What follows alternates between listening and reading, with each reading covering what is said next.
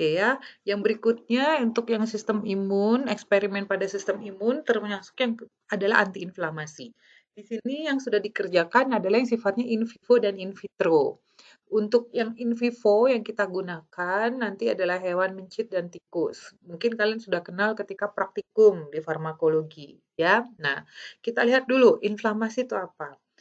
Inflamasi reaksi yang menyebabkan pengeluaran dari senyawa pro antiinflamatari mediatornya yang menyebabkan peningkatan permeabilitas dari pembuluh darah yang menyebabkan keluarnya cairan dan protein plasma yang menyebabkan peradangan atau pembengkakan pada jaringan.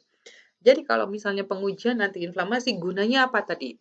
Gunanya dia untuk menurunkan eksudasi dari cairan dan plasma protein dan untuk mengurangi terjadinya pembengkakan. Nah, tadi untuk modelnya ada dua macam.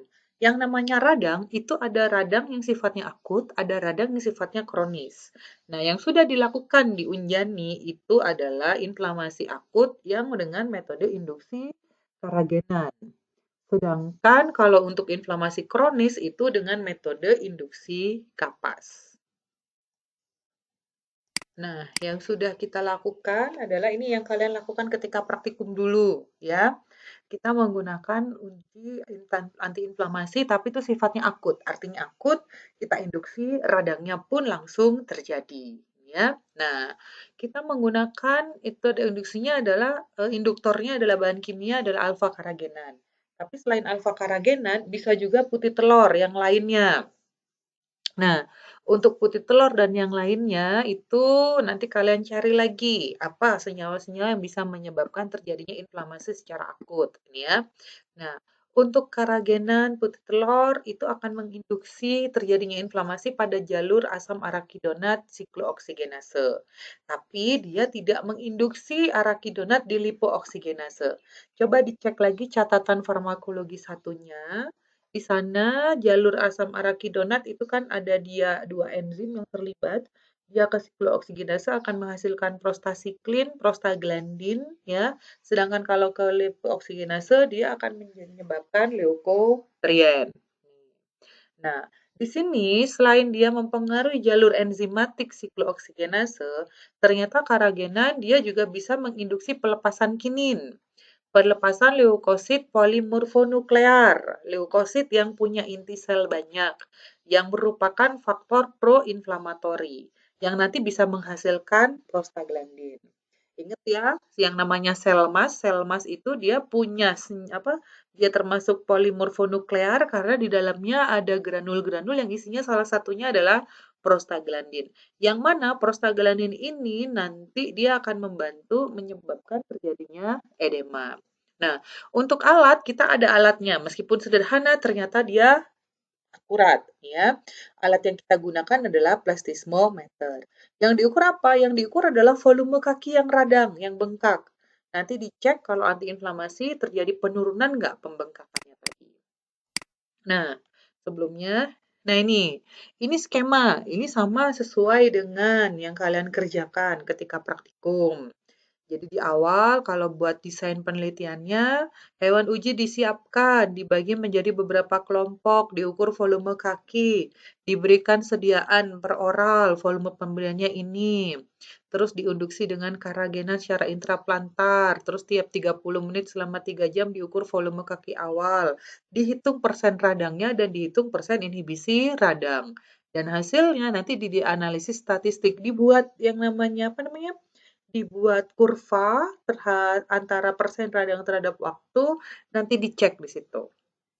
Nah, untuk antiinflamasi yang sifatnya akut. Kalau untuk antiinflamasi yang sifatnya kronis, kita menggunakan induksinya secara kimia, kita menggunakan granul kapas. Ini bukan menginduksi secara kimia ya, lepatnya secara fisika. Kita menggunakan kapas, kapas itu dimasukkan ke dalam kulit. Jadi hewannya dibedah, di bawah kulit diletakin kapas. Nah, ketika kapas itu berarti adalah antigen. Antigen itu akan menyebabkan apa? Menyebabkan terjadinya proliferasi makrofag, neutrofil, fibroblast, yang akan membentuk pembuluh darah baru yang disebut dengan granulasi tisu, jaringan granulasi. Jadi kalau dilihat Nanti ketika dikasih kapas, dijahit lagi, nanti dilihat di situ. Kalau misalnya dia tidak diobati, granulnya dia akan membesar. Jadi di sekitar kapas itu nanti akan terjadi edema, ada cairan, terus ada makrofag, neutrofil dan yang lainnya yang akan ngumpul semuanya di dekat kapas, ya. Nah, karena dia kita gunakan tadi saya sebutkan dia harus dibedah, dijahit. Nah, di sini berarti dia harus steril. Jadi kapasnya di autoclave.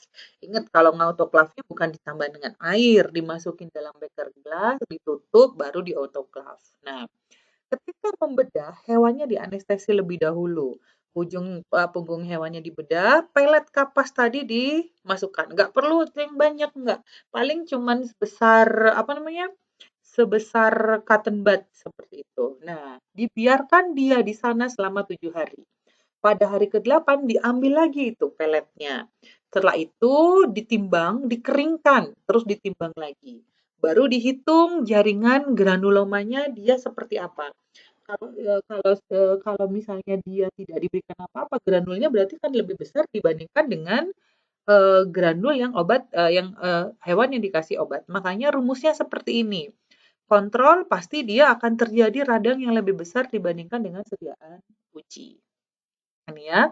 Ini untuk eksperimen antiinflamasi akut dan kronis. Nah, kemudian untuk eksperimen penyembuhan luka dia termasuk adalah sistem imun. Nah, penyembuhan luka itu ada beberapa tahapan penyembuhan luka. Di sini ya. Di sini tahapan penyembuhan luka itu ada fase inflamasi, fase proliferasi, dan fase maturasi. Kalau dilihat, dia ada apa saja penggabungan respon vaskular, aktivitas selular, dan terbentuknya bahan kimia sebagai substansi mediator di daerah luka. Nih, jadi ketika ketiga tahapan ini, inflamasi, proliferasi, dan maturasi itu adalah penyembuhan luka terjadi di sana. Parameter yang diukur ketika penyembuhan luka itu adalah kecepatan penyembuhan luka, diameter luka, dan histologi kulit. Nah, ini adalah bagan atau skemanya.